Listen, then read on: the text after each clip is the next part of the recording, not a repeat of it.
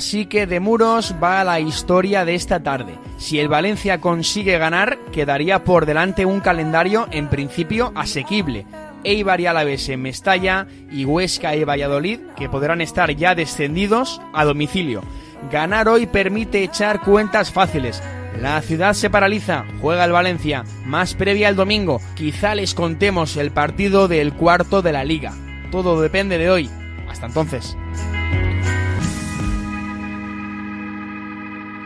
Escucha todos los programas en plazaradio.es y en valenciaplaza.com. Suscríbete a nuestros canales en Apple Podcast, Spotify, iVoox y Google Podcast. Descarga la skill para Alexa de Plaza Radio o envía un WhatsApp al 605 66 36 70 para recibir cada nuevo episodio. También puedes seguirnos en Facebook, Twitter e Instagram.